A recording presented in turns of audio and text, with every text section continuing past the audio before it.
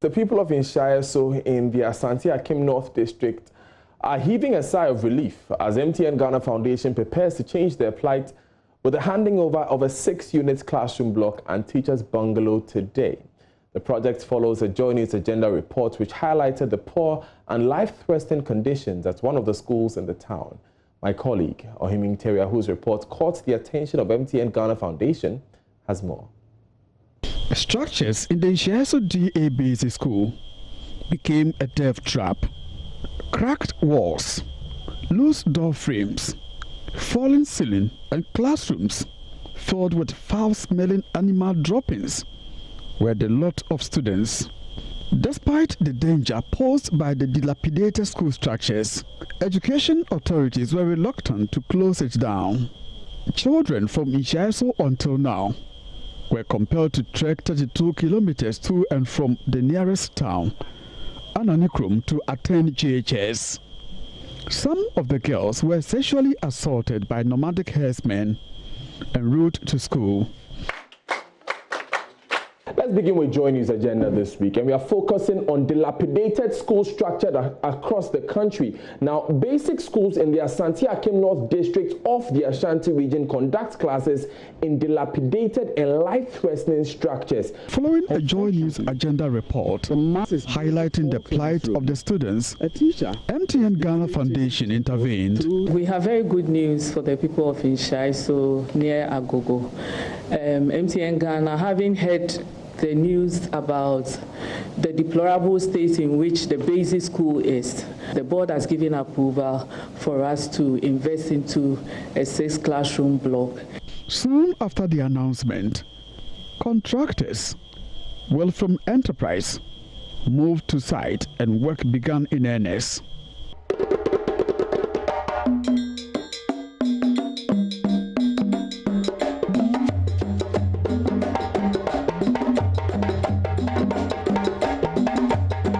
The component comprises 6-classroom block, staff common room.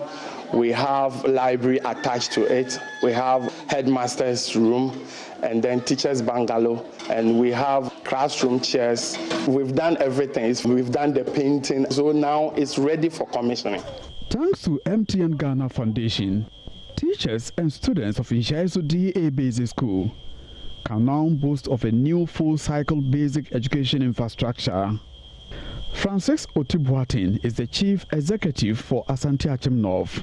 I always give credit to my brother Nhyiaeso for such a very huge project. The first time I saw the report on TV, I was even marveled. Say, what is happening? Are we not washing our dirty lining in public? So I wanted to even call the journalist to admonish him about what he have done, but not knowing it was a blessing in disguise. It's one of the most beautiful projects in the district. It comes with all the facilities. It is completion and finishing. 6 classroom blocks cost around 280 to 300,000 for the assembly. But when you talk about finishing and terrazzo and because this one is not an ordinary 6 classroom block, as we always say. This is ultra modern 6 classroom block. It has released assembly about 500,000 Ghana cedis. For MTN, the Nhyiaeso project does not only give meaning to its everywhere you go slogan, but also a true definition of the telecom giant's resolve to improve education for the rural poor. Sam Cranton is corporate services executive at MTN Ghana.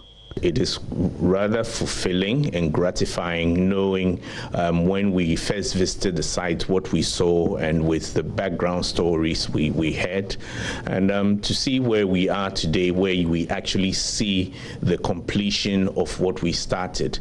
It is something that is quite fulfilling, and MTN Ghana Foundation is very excited about it, that once again we've been able to complete and finish something that is unique and would be very beneficial to that community and the district at large. The expectation is that it would increase school attendance in the area. It would drastically reduce children dropping out of school because it would create a conducive learning environment for them, and it would boost education in that area because the children are the future of this country, and educating them is the responsibility of all of us. From Nhyiaeso in Nhyiaeso Agogo for Joy News, Nhyiaeso reporting. Now, Nhyiaeso is still at Nhyiaeso, and he's joining us live from there. Nhyiaeso, what was the reaction when the keys to the classroom block was handed over to the headmaster?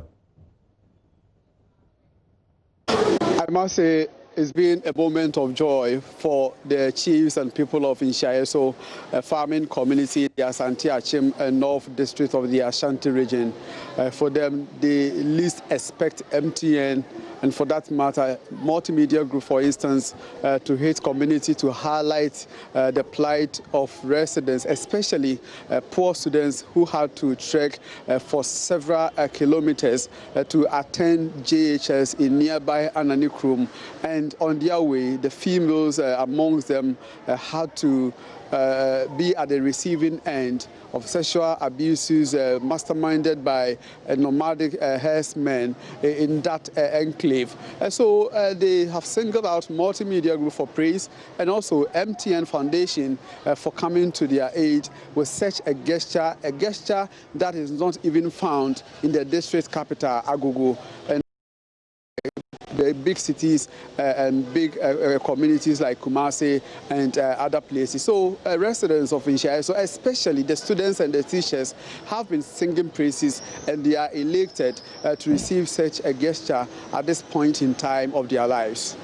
Now, of course, the praises should be going to you, Nhyiaeso, because this was your brainchild, really. If you can walk us through the process, first of all, how did you find this school to tell the story in the first place? Yes, Daniel, I do recall that in 2017, I initiated moves to investigate farmer herdsmen clashes that at that time was a big issue in the Agogo area. It's been an issue for over 40 years, and both successive governments have failed to address that particular issue. And at the time that I went to investigate these clashes, I put them together into a documentary that I titled Violent Shapers. And when I traveled to Nhyiaeso as part of my investigations to unravel the circumstances that has led to these clashes, I was, informed of how students who had to trek for several kilometers, about 32 kilometers, to Ananikrum, the females among them, being abused on their way by these herdsmen. At the time I went there, in a year, two females or two students had been assaulted in that regard. So I put together this documentary, and then when the issue of JoyNews Agenda was introduced by the JoyNews team, then I decided to also concentrate, pick the Nhyiaeso story as a single story, because the students at that time were being housed in deplorable, dilapidated infrastructure, which at that time was life-threatening. Even there was a time that when students would be in class and they'll be visited by reptiles such as snakes and all that. So this informed my decision to highlight the plight of the people of Nhyiaeso. Right. But that did not end there.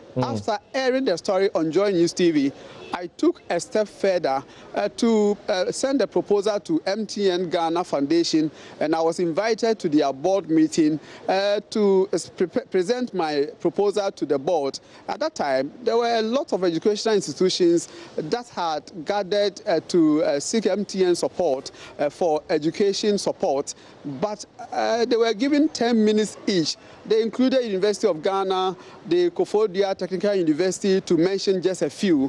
they were given, their representatives were given 10 minutes to make a presentation, make a case for why they should be sponsored. And I, as a journalist, was given just 3 minutes. But after my presentation, I was told that I impressed the MTN Board Foundation.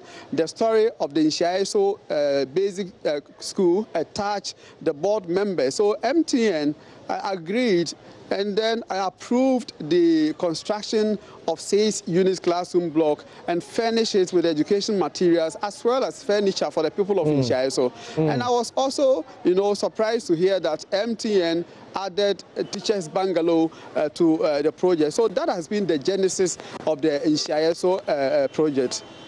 Ohiming, more power to your elbows and all the best. This is indeed an amazing story. Now, before you go though, the Multimedia Group Limited's General Manager for Kumasi, Nhyiaeso, spoke to us. Let's hear him. From the entire management and staff of the Multimedia Group, we're here to say thank you to MTN Ghana for hearing our voice and heeding the cries of the students of this community by putting up this beautiful infrastructure. We need to know how this whole journey began. And so I'd like to share a brief history of why or how we got here today. In 2017, our own investigative journalist, Mr. Ohiming Tembiya of the Multimedia Group, set out to investigate farmer and herdsmen clashes at Agogo in the Asante Akim North District. The project called Violent Shepherds was featured on our radio and television brands across the country. Violent Shepherds revealed how the herdsmen, the Fulani herdsmen, led the killing of 56 natives of Agogo and the destruction of several acres of farmlands between the years 2002 and 2010. Upon receiving government's attention, the herdsmen were flushed out from this enclave. This has led to an increase in the export potential of local farmers who now have the capability and the opportunity to export their produce outside of the country. Violent Shepherds also revealed how junior high school students of Nhyiaeso who trek for about 36 kilometers, I don't believe this, 36 kilometers daily to nearby Ananikrum to school were sexually harassed and abused by the Fulani herdsmen. Their plight was highlighted on JoyNews Agenda program, which also focused on the dilapidated educational infrastructure in the community. And so to cut a long story short, MTN intervened and put up this beautiful infrastructure.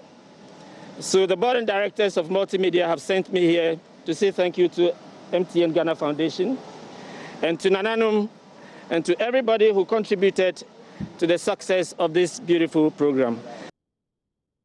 And that was Nhyiaeso. He's Multimedia Group Limited's General Manager for Kumasi. Ohiming Tembiya, thank you once again. It was great, the work that you've been doing, and, we can't wait to hear the next one. Thank you, Daniel. Right, you're still live on The Pulse with me, Daniel Dazi.